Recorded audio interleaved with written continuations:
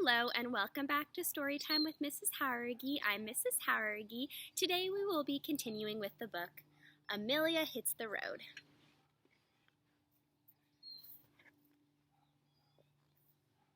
It was too late to hike, but the night was beautiful anyway.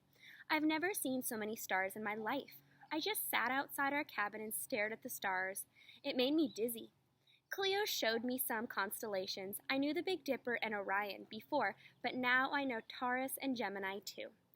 I love to think that people saw and named those stars thousands of years ago, but Cleo said that the stars we see might not even be there anymore because they're so far away that it takes years for light to travel from that particular star to my eye. I mean, I could see a star now that's already no-waved. Is that a word? Should I say it went nova? Blew up, exploded, imploded, outploded? I can't think about it. It's too weird. We got up early to see the Grand Canyon at sunrise, a major accomplishment for Cleo. It was spectacular, all orange and pink and yellow. I can't imagine being the first person who saw all this, especially because the land coming up to the edge is just ordinary, and then suddenly there's this amazing thing. After breakfast, we hiked down the Kaibab Trail to Cedar Ridge. It was already hot, hot, hot, and Cleo was whining, so I went ahead to get away from her. But I couldn't get away from the mule poop. Lazy people ride mules up and down the trail, and they poop everywhere. The mules, not the people, so I had to dodge stinky plops constantly.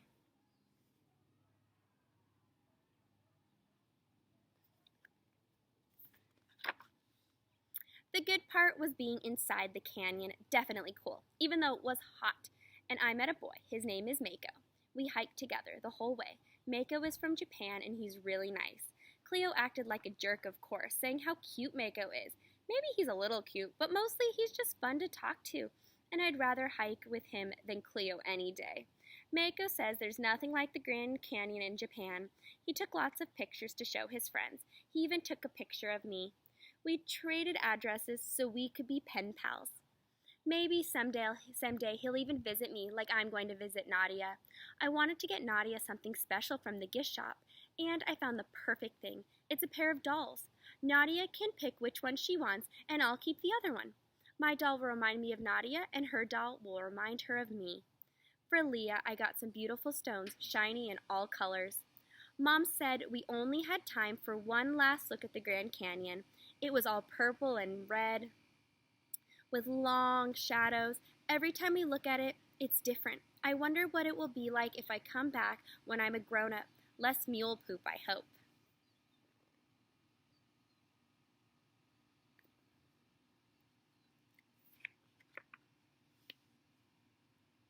Every day on this trip, it feels like we're going back in time. We stopped at a store that was also a gas station, and the pumpkins were old-fashioned and rounded, and the pumps were old-fashioned and rounded. They reminded me of a cartoon where everyone wears gloves so they have sausage fingers. Hands look friendly and funny that way, and so did the gas pumps, not like the blah gas pumps we have now. Mom says sometimes when things change, they get worse, not better. But she's not always right. She only likes old music, and besides, I've seen her high school pictures. Talk about dorky clothes.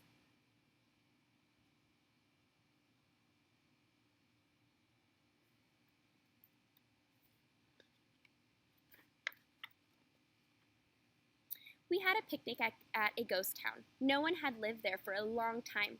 There used to be a silver mine, so people rushed there to get rich. When the silver ran out, they all left. The building looked like they were holding their breath and waiting for the people to come back.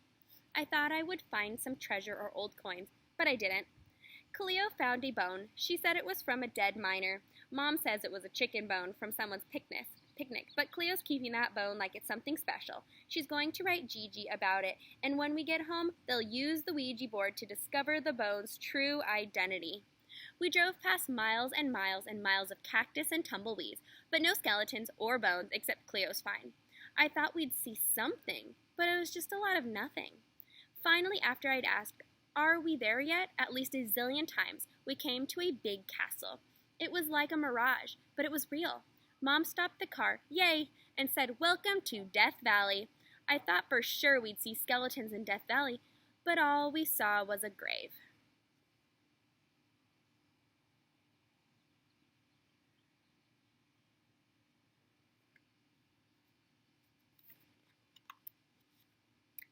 It is really beautiful here. I just wish my clothes were air conditioned. Never where we're staying. There are miles and miles, or near where we're staying, there are miles and miles of sand dunes. But no beach. The waves of sand dunes are like a dry, frozen ocean. I would have built a sandcastle, but I could only stand to be out of the car for 10 minutes before I felt like I was baking in a giant oven. Then in the middle of the desert, there's all this hard, dried out salt, like there was once an ocean here. This place is so mixed up. There are rocks and mountains too. The best part is their names. Mom says the desert is peaceful because it's so big and open and quiet. I've never heard such loud quiet as here. Of course, Cleo says it's driving her crazy, but I like it. I wish Cleo would just stay in the hotel and paint her toenails if she's going to whine.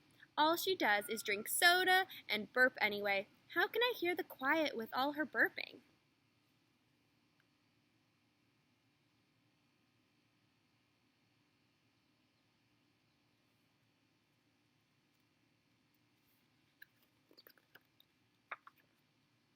Outside of Death Valley, it still feels old and dusty and quiet.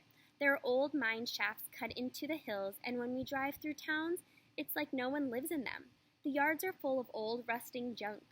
We hadn't gone very far when, even without me nagging, Mom stopped the car at one of those historical markets. It said we were in a place called Manzanar, where 10,000 Japanese Americans lived during World War II. It was like a camp for World War prisoners. Only these people weren't enemy soldiers, just regular people, kids even. But since the U.S. was fighting Japan, our government thought even Japanese Americans were bad. I can't believe a president could be so stupid. I hope he got a lot of angry letters.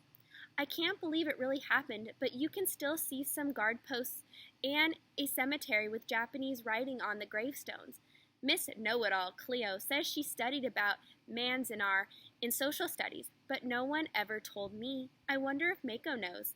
I thought Mom would give us one of her See How Lucky You Are lectures, but she didn't.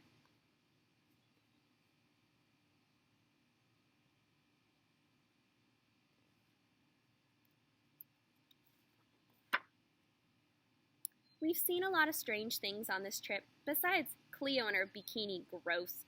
Today we stopped at Mono Lake. It has all these crumbly rock sculptures like formations.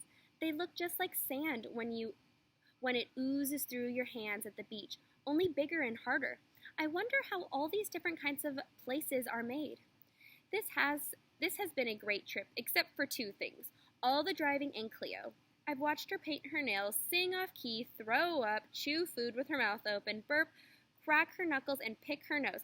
I can't stand it anymore. I couldn't help it. When Mom said it was time to get back in the car and head for Yosemite, Cleo started her usual whining chant. I didn't yell, I didn't hit, though I wanted to do both, but I did take my can of soda. I did pour it over Cleo's head. Man, did that feel good.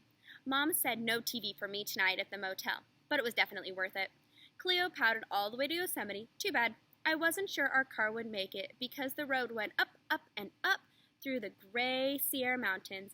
If Cleo didn't eat all those hamburgers, the poor car wouldn't have to work so hard.